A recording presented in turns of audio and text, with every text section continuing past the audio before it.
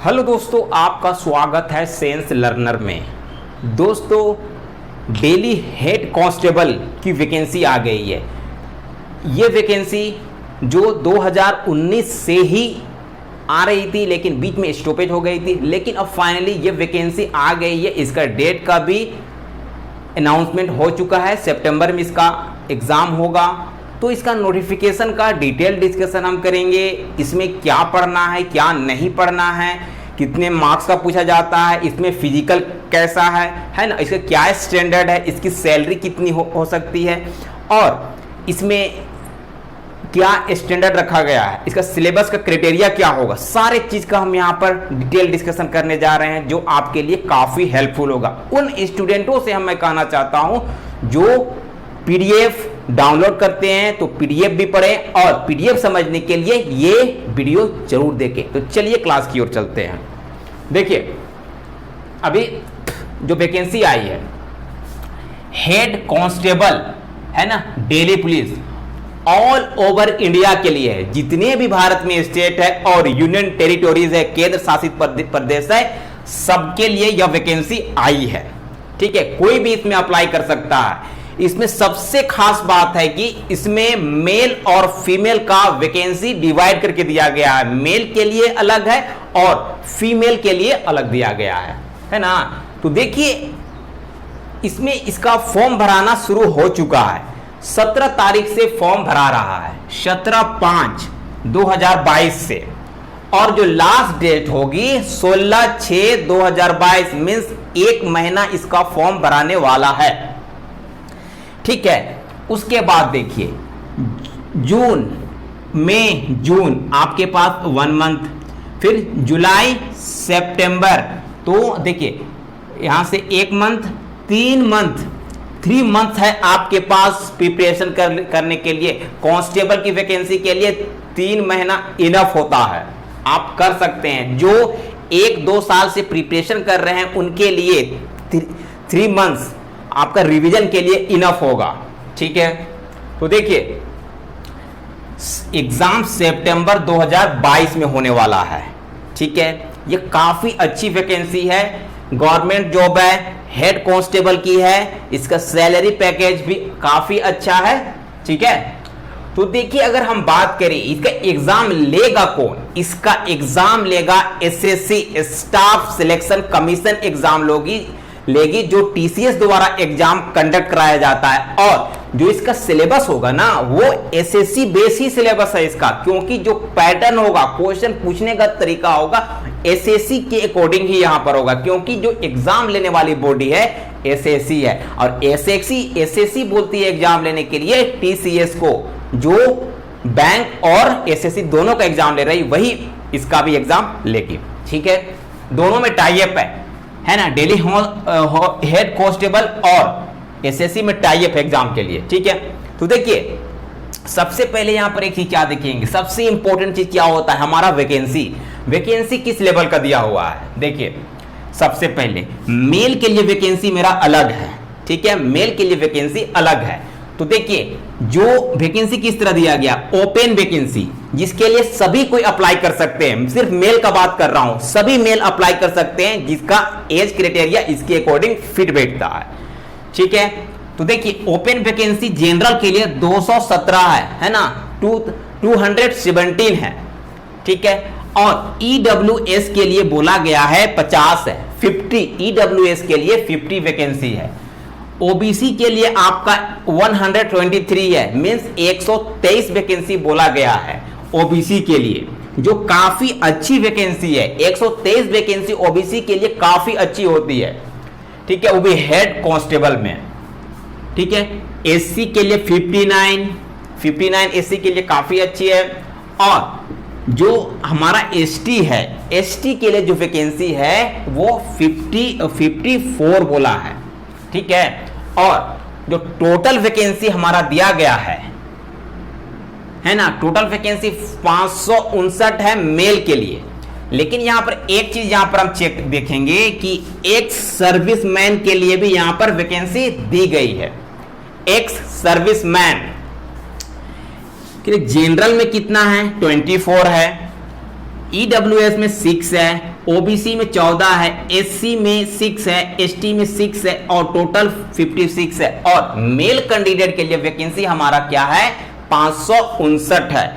आपको जो ex serviceman है उनको सिर्फ ये वैकेंसी देखना है, ये वैकेंसी है ना, सिर्फ ये वैकेंसी एक्स सर्विसमैन के लिए 56 वैकेंसी है। और जो स्टूडेंट है, जो प्रिपरेशन कर रहे हैं, जो एक्स सर्विसमैन नहीं है, उनके लिए 503 वैकेंसी है। सिर्फ आपको 503 ही को देखना है और एक्स सर्विस वाले को सिर्फ 56 वैकेंसी में ही काम करना है। और इसके साथ यह भी देखना है कि हमारा कैटेगरी कौन है। हमें नहीं जानना है कि 503 है ना। जब कैटेगरी की बात करते हैं तो हमको 503 में नहीं जाना है, हमको अपना कैटेगरी सिर्फ देखना है कि हम जनरल में हैं तो सिर्फ हमको 217 स्टूडेंट से लड़ाई है। हमारा 217 स्टूडेंट से ही हमारा लड़ाई है एग्जाम में। हमको 503 से लड़ाई नहीं है, 559 से लड़ाई नहीं है, 217 से जनरल स्टूडेंटों वाले की लड़ाई है।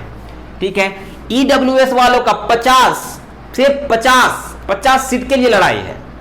ठीक है। ईडब्ल्यूएस वाले के लिए सिर्फ 50 सीट के लिए लड़ाई है। आपको 503 में ध्यान नहीं देना है, सिर्फ आप जानिए कि सिर्फ 50 ही वैकेंसी है, उसके अकॉर्डिंग आप प्रिपरेशन करो। ओबीसी वाले सोचिए कि 123 सिर्फ वैकेंसी आया है और सारे वैकेंसी को भूल जाओ। ठीक है। मेल कैंडिडेट सिर्फ ओबीसी वाले, ओबीसी 1 एंड 2 सिर्फ 123 वैकेंसी को मानिए और प्रिपरेशन कीजिए। एसी वाले 59, ठीक है, एसटी वाले 54। ठीक है। पूरा वैकेंसी आपको पता है। फिर देखिए फीमेल देखिए कभी भी हेड जो कांस्टेबल की वैकेंसी आती है बहुत स्टेट्स में, दिल्ली कांस्टेबल में, इसमें फीमेल और मेल का वैकेंसी जो कैटेगराइज कर दिया जाता है। ठीक है। तो इस बार क्या किया है, देखिए ओपन वैकेंसी अगर हम बात करें फीमेल के लिए तो इसमें बोला गया है जनरल के लिए 119 है, वो फीमेल लड़कियां उनके लिए 119 है। सिर्फ वो 119 में फोकस करें। अगर जनरल स्टूडेंट है तो सिर्फ 119 से आपका टोटल 276 है, लेकिन 276 आपके लिए नहीं है, इस सभी कैटेगरी के लिए है। लेकिन आप अगर जनरल में हो तो सिर्फ 119 में ही आप फोकस करो। जानो कि 119 सीट के लिए एग्जाम हो रहा है। ठीक है। ईडब्ल्यूएस वाले सिर्फ सोचे 28 सीट के लिए वैकेंसी आया है और ओबीसी वाले सिर्फ सोचे लड़कियां 67 वैकेंसी, सिर्फ 67 वैकेंसी में आपको काम करना है। ये सारे वैकेंसी को छोड़ दो, बेकार है, आपके लिए कुछ काम का है ही नहीं, सिर्फ 67। अगर एसएससी का बात करें और सॉरी एससी का 32 के लिए सिर्फ प्रिपरेशन करें और एसटी 30 के लिए टोटल आपका 276 है। ठीक है। वैकेंसी का सारा क्लियर हो गया। अगर हम दोनों को जोड़ दे तो कितना वैकेंसी है हमारे पास, 7 और ये 12, ये 13 और ये 7, ये 800 है ना। वैकेंसी है 837 वैकेंसी है, इतना 837। ठीक है। हाँ, इसके बाद अगर हम कुछ देखें तो उससे सैलरी हमारा कितना होगा भैया, सैलरी होगा हमारा 25,500 से 81,100 के बीच में होगा, क्योंकि ये पे लेवल 4 का सैलरी पैकेज है। तो आप इसमें ज्वाइन कर सकते हैं क्योंकि इसका सैलरी कांस्टेबल के अकॉर्डिंग बहुत अच्छा है। ठीक है। देखिए इसमें जो वैकेंसी जो कैटेगरी किया है ना, जो एक्स सर्विसमैन है और जो ओपन वैकेंसी है, उसमें 10% जो वैकेंसी होगा वो एक्स सर्विसमैन के लिए होगा, जो यहां पर दिया हुआ है। ठीक है। अगर देखिए कभी भी कोई एग्जाम अगर लिखा जाता है ना तो सबसे पहले स्टूडेंट देखते हैं कि किस एज का है, क्योंकि स्टूडेंट चाहते हैं, हर एक स्टूडेंट चाहता है कि कोई वैकेंसी आए तो हम अप्लाई करें, लेकिन वो सबसे पहले एज देखता है। एज की क्राइटेरिया क्या है, तो एज सबसे इंपॉर्टेंट होता है एग्जाम लिखने के लिए। तो अगर हम जनरल की बात करें तो सिर्फ बोला है 25 साल, जनरल स्टूडेंट सिर्फ 25 साल तक के लिए अप्लाई कर सकते हैं। मीन्स जो स्टूडेंट का सिर्फ 25 साल है वही अप्लाई करेगा। अगर 25 साल 2 दिन 3 दिन 1 महीना 2 महीना हो गया तो भी वो अप्लाई कर नहीं पाएगा। ठीक है। अगर ओबीसी वाले को 3 साल की छूट मिलती है तो वो 28 साल तक अप्लाई कर पाएंगे। ST SC वाले को 5 साल की छूट मिलती है, तो वो 30 साल तक अप्लाई कर पाएंगे। ठीक है, और सबसे इंपॉर्टेंट बात इसमें क्या है, जो क्वालिफिकेशन क्या है, क्वालिफिकेशन इसमें बोला गया है 10+2। अगर आप इंटरमीडिएट किए हुए हो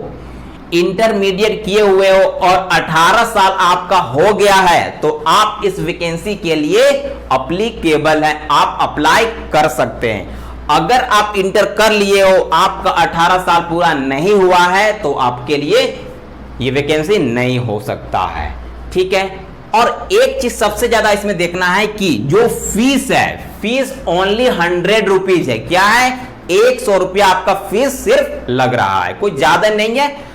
आप अप्लाई कर, अगर आपका प्रिपरेशन क्लियर भी नहीं है, अगर आपका प्रिपरेशन सही भी नहीं है, तो आप इसे अप्लाई कीजिए, क्योंकि 100 रुपया कोई मायने नहीं रखता है, क्योंकि आपका एग्जाम एक्सपीरियंस हो जाएगा, क्योंकि ये वैकेंसी 1 साल 1.5 साल में हमेशा आते ही रहता है। ठीक है,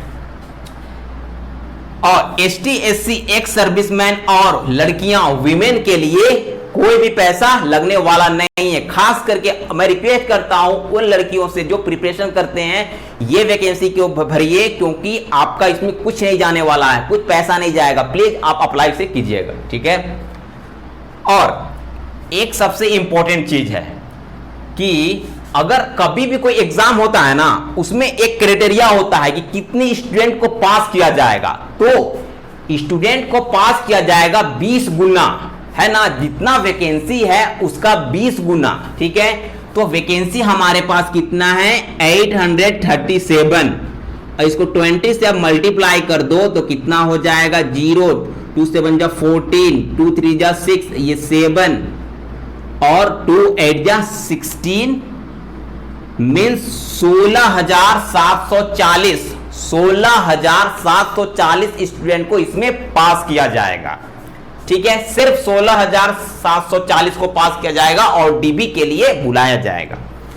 ठीक है, और इसमें इसका एग्जाम पैटर्न क्या होगा, एग्जाम पैटर्न में हम बात करते हैं। ठीक है, देखिए जो इसमें एग्जाम पैटर्न होगा ना, इसमें 100 क्वेश्चन पूछे जाएंगे। क्या होगा, 100 क्वेश्चन पूछे जाएंगे और ये 100 मार्क्स का होने वाला है, सिर्फ 100 मार्क्स का एग्जाम होगा। ठीक है, जो जीए होगा, जनरल अवेयरनेस होगा, उसमें क्या बोला है, 20 क्वेश्चन पूछे जाएंगे, सिर्फ 20 क्वेश्चन पूछे जाएंगे। ठीक है, और 20 मार्क्स का होगा, है ना, 20 क्वेश्चन पूछे जाएंगे और 20 मार्क्स का होगा। मैथ्स में भी कॉम्पिटिटिव एप्टीट्यूड में, क्वांटिटेटिव एप्टीट्यूड में आपका 20 क्वेश्चन पूछा जाएगा और 20 ही मार्क्स का होने वाला है। ठीक है, रीजनिंग में 25 मार्क्स का पूछा जाएगा और 25 मार्क्स का ही रीजनिंग होगा। ठीक है, इंग्लिश में आपका 25 मार्क्स का होगा और 25 क्वेश्चन ही पूछे जाएंगे। और एक चीज, कंप्यूटर में आपका 10 क्वेश्चन पूछा जाएगा और वो 10 मार्क्स का ही होगा। ठीक है, तो टोटल 100 क्वेश्चन 100 मार्क्स। ठीक है, और इसका जो सिलेबस है वो एसएससी पैटर्न पे आधारित है। आप सिलेबस को देख सकते हो और मैं यहां पर सिलेबस का भी डिटेल डिस्कशन करने की कोशिश करूंगा नेक्स्ट वीडियो में। ठीक है, अब आगे देखते हैं इसमें।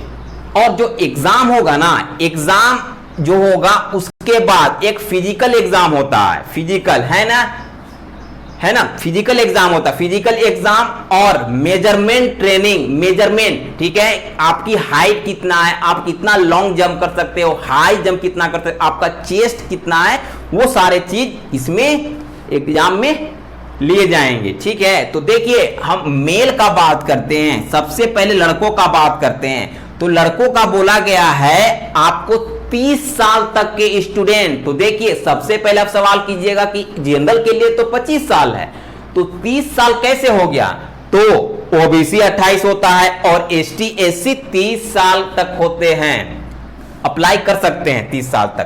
तो उनको रनिंग के लिए 7 मिनट में 1600 मीटर दौड़ना है उन लोगों को, 7 मिनट में 1600 मीटर मीन 1.5 किलोमीटर दौड़ना है 7 मिनट में। ठीक है, उसके बाद 30 से 40 साल वाले, 30 से 40 वाले तो आप बोलोगे कि 30 साल तक तो अप्लाई करना है एसटी एससी को, लेकिन एक्स सर्विसमैन को अलग छूट दिया जाता है, हैंडीकैप वाले को अलग छूट दिया जाता है, ठीक है।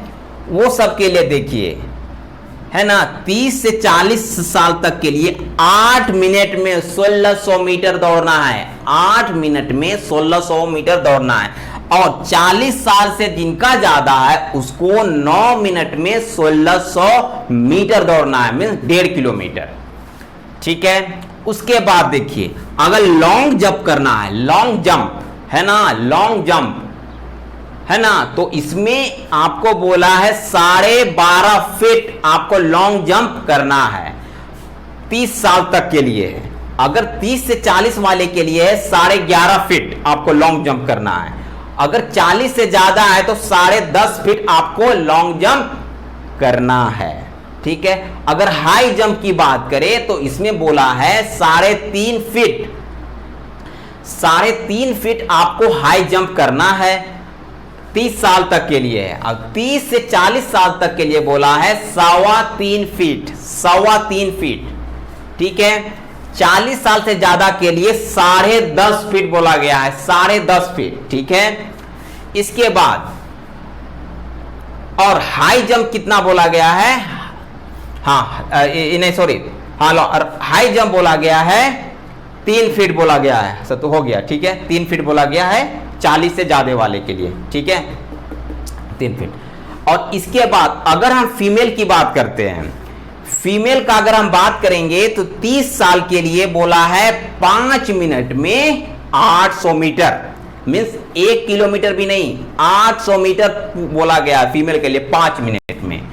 और 30 से 40 साल के लिए बोला है 6 मिनट में 800 मीटर, है ना। वो 40 से ज्यादा वाले को बोला है 7 मिनट में 800 मीटर, ठीक है। उसके बाद लॉन्ग जंप बोला है 9 फीट महिलाओं के लिए 30 साल तक के लिए। उसके बाद 30 से 40 साल तक के महिलाओं को 8 मिनट में 8 फीट लॉन्ग जंप करना है, ठीक है। और 40 साल तक की महिलाओं को, 40 से ज्यादा वाले को 7 फीट लॉन्ग जंप करना है, ठीक है। अगर हाई जंप की बात करें महिलाओं की तो 30 साल तक के लिए 3 फीट है, और 30 से 40 के लिए 2.5 फीट बोला गया है, और 40 से ज्यादा के लिए 2.25 फीट बोला गया है, ठीक है। और जो ये फिजिकल एग्जाम होगा, मेजरमेंट ट्रेनिंग होगी, उसमें बोला गया है सिर्फ यह क्वालिफाई नेचर का होगा, इसका मार्क्स ऐड नहीं किया जाएगा, सिर्फ यह क्वालिफाई नेचर का होगा, ठीक है। इसके बाद आपको देखना है कि हाइट कितना बोला गया है।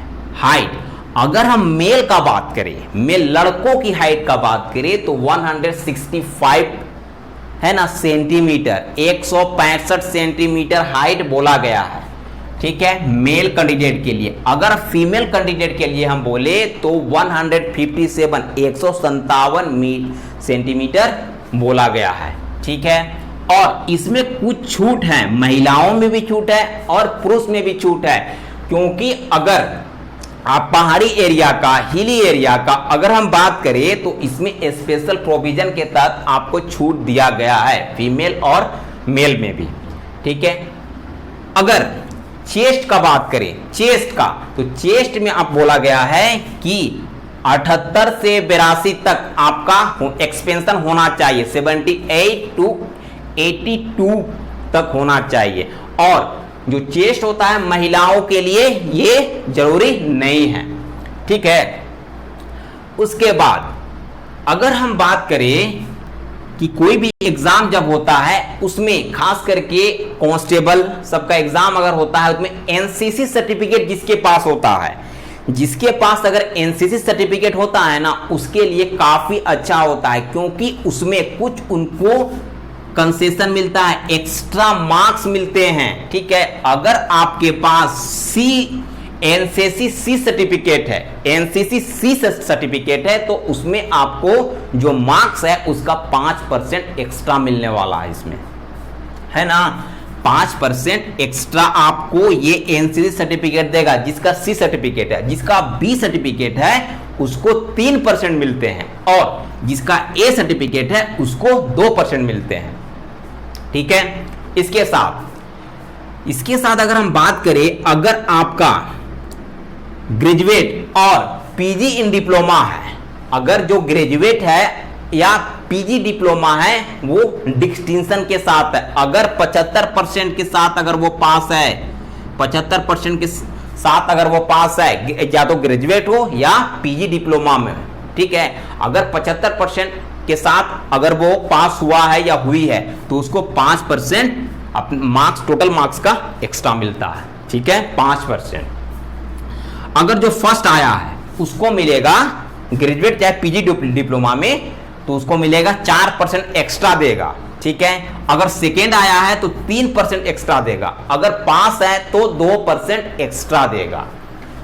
ठीक है, हाँ, इसके साथ ही ये सारा नोटिफिकेशन का डिटेल डिस्कशन हम कर दिए, जो काफी हेल्पफुल होगा आपके लिए। बहुत ही इजी वे में मैंने यहाँ पर डिस्कशन करने की कोशिश किया है। ठीक है, तो इस एग्जाम का प्रिपरेशन कीजिए, काफी अच्छी वैकेंसी है, सैलरी पैकेज भी काफी अच्छा है। सितंबर में आपका ऑनलाइन एग्जाम हो जाएगा और सिर्फ एक ही एग्जाम है।